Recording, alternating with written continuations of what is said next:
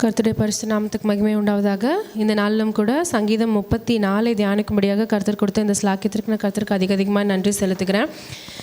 இந்த சங்கீதத்தை பார்ப்போம்னா, தாவீது அபிமெலேக்குக்கு முன்பாக வேஷம் மாறிய போது அவனால் துரத்தி விடப்படுகையில் பாடின சங்கீதம் அப்படின்னு சொல்லி போட்டிருக்கு இல்லையா. இதோட பேக்ரவுண்ட் நம்ம பார்க்கும்போது 1 சாமுவேல் 21ஆம் அதிகாரம் 10-15 வசனத்தை நம்ம பார்க்கும்போது அங்கே என்ன போட்டிருக்கு அப்படின்னா, அதாவது தாவீது வந்து சவுல் கிட்டேருந்து தப்பி ஓடும்போது பெலிஸ்தியரோட ராஜா கிட்ட மாட்டிக்கிறாரு. எப்படி மாட்டிக்கிறாரு அப்படின்னா, கோலியாத்தை கொல்ற அந்த சுச்சுவேஷன் நடந்தபோது அங்கே நிறைய பேர் அவரை பார்த்துருக்காங்க. அப்போ அவங்க என்ன சொல்கிறாங்க, சவுல் கொன்றது 1000, தாவீது கொன்றது 10000 அப்படின்னு சொல்லி அவங்க இது பண்ணும்போது அவர் சவுல் கிட்டேருந்து தப்பி ஓடுகிற ஒரு சூழ்நிலை ஏற்படுது. ஓடும்போது என்ன பண்ணுறாரு, போய் காத் தேசத்தில் அந்த இடத்துல போய் மாட்டிக்கிறாரு பெலிஸ்தியர்கிட்ட. அந்த இடத்துல நம்ம பார்த்தோம் அப்படின்னா ஆகீஸ் அப்படின்ற ஒரு ராஜா அப்படின்னு போட்டிருக்கோம். ஓகேவா, இவர் யார் அப்படின்னா கோலியாத் இருந்த அந்த ஊரோட ராஜா. இன்னொன்று என்ன அப்படின்னா, எகிப்தோட ராஜாவை வந்து பார்வோன்னு சொல்லுவாங்க இல்லையா, அதே மாதிரி பெலிஸ்தியரோட ராஜா எல்லாருக்கும் கொடுக்கப்படுற டைட்டில் வந்து அபிமெலேக். நிறைய இடத்துல நம்ம வேதத்தை வாசிக்கும் போது அபிமெலேக்னு நம்ம பார்ப்போம். ஆபிரகாம் கூட அபிமெலேக் கிட்ட இது பண்ணாருன்னு சொல்லி ஒரு சூழ்நிலையை பார்ப்போம். ஸோ அங்கே எல்லா இடத்துலையும் இந்த அபிமெலேக் அப்படின்றது யார் அப்படின்னா ஒரு காமனான டைட்டில், பெலிஸ்தியரின் ராஜா. ஓகே, ஸோ இந்த சூழ்நிலையில் ஒரு ராஜா கிட்டேருந்து தப்பி ஓடி அவரோட உயிரை காப்பாற்றி அவர் போய் ஒரு குகையில் போய் ஒழிஞ்சுக்கிறாரு. அப்போது தாவீது வந்து இந்த சங்கீதத்தை பாடுறாரு. இதில் என்ன பாடுறாரு, அவரோட சூழ்நிலை, அந்த பயம், அது எல்லாவற்றிலையும் அவர் எங்கே போகிறார் அப்படின்னா தேவன்கிட்ட அடைக்கலம் புகுறாரு.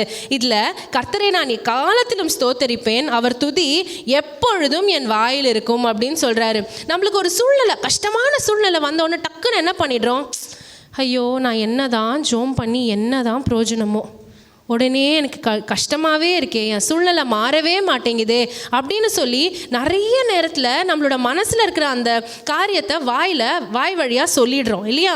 ஆனால் தாவீது என்ன பண்ணுறாரு, இவ்வளோ ஒரு சூழ்நிலை இல்லையா, ஒரு பெரிய ராஜா கிட்டேருந்து தப்பிச்சு போகிறாரு. அப்போது அவர் என்ன சொல்கிறாரு, காலத்திலும் அந்த சங்கீதத்தை ஃபுல்லாக படிக்கும்போது அவர் என்ன செய்கிறாரு அப்படின்னா, அவர் வாயிலிருந்து ஒரு வாட்டி கூட நான் இப்படி மாட்டிக்கிட்டேனே, எனக்கு இப்படி கஷ்டத்தில் என்னை விட்டுட்டீங்களேன்னு அவர் சொல்லாமல் தேவனை கூப்பிடுறாரு, தேவனை துதிக்கிறாரு.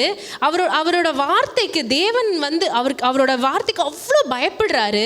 அதுக்கப்புறம் அந்த கர்த்தர் நல்லவர் என்பதை ருசித்து பாருங்கள் அப்படின்னு சொல்லி அவரோட ருசித்து பார்க்கிற ஒரு அனுபவத்தையும் அந்த சூழ்நிலையில் பார்க்குறோம். அதே போல் அவர் வந்து தேவனோட வார்த்தைக்கு அப்படியே கீழ்ப்படுகிற ஒரு காரியத்தையும் பார்க்குறோம். ஸோ இதனால் என்ன ஆகுது அப்படின்னா, தேவன் அவருக்குள்ளாக நான் இருக்கிறவங்க கூட அப்படின்னு சொல்லி ஒரு ஸ்ட்ராங்கான சப்போர்ட்டை அவருக்கு கொடுக்கிற காரியத்தை இந்த சூழ்நிலையில் நம்ம பார்க்க முடியுது.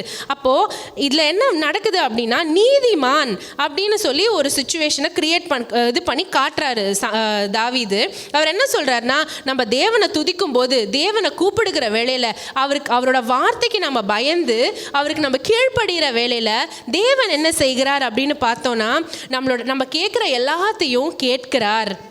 நம்மளோட பிரச்சனை எல்லாத்துலேருந்தும் நம்மளை டெலிவர் பண்ணுறாரு. நம்மளை தப்பித்து கொள்ளும்படியான போக்கை அந்த இடத்துல உண்டு பண்ணுறாரு. நம்மளோட சுச்சுவேஷன்ஸ் எல்லாத்துலேருந்தும் நம்மளை வந்து காப்பாற்றி நம்மளை ப்ரொடெக்ட் பண்ணுறாரு. அதுதான் வந்து இந்த இடத்துல நம்ம பார்க்க முடியுது. அப்போது சங்கீதம் 5ஆம் அதிகாரம் 12ஆம் வசனத்தை நம்ம வாசித்தோன்னா,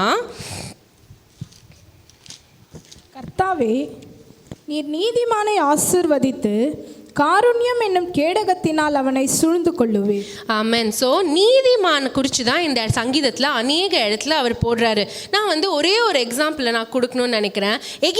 எகிப்தில் இஸ்ரவேலர்கள் இழுந்த வேளையில் அவங்க என்ன பண்ணுறாங்க, தேவனே எங்களை காப்பாற்றுங்க, தேவனே எங்களை தப்புவீங்க அப்படின்னு சொல்லி அவங்களோட காரியத்தை நிறைய முறையிடுறாங்க தேவன்கிட்ட.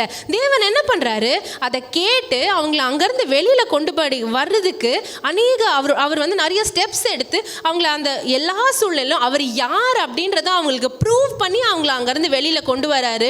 ஆனால் இஸ்ரவேல் ஜனங்கள் என்ன பண்ணுறாங்க, இஸ்ரவேல் ஜனங்கள் அவருக்கு விரோதமாக முறுமுறுக்கிறாங்க, அவரை கஷ்டப்படுத்துகிறாங்க, அவர் சொல்கிற பேச்சை எதுவுமே கேட்காம இருக்கிறாங்க. அப்போது அவரால் அவங்களுக்கு எல்லா வேளையிலையும் நல்லவராக இருக்க முடியவில்லை.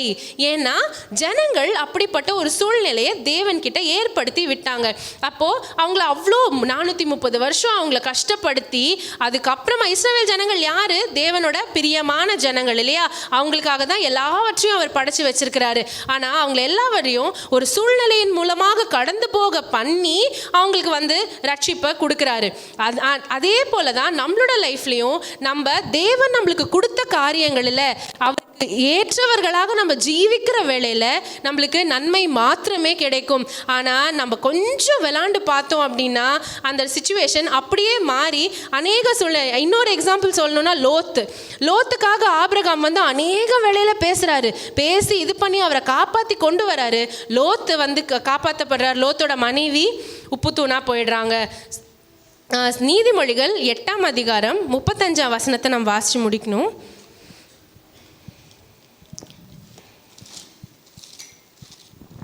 என்னை கண்டடைகிறவன் ஜீவனை கண்டடைகிறான், கர்த்தரிடத்தில் தயவையும் பெறுவான். நீதிமொழிகள் 5. ஓகே, ஸோ இதுலேருந்து இந்த நீதிமொழிகள் 8ஆம் அதிகாரம் 32.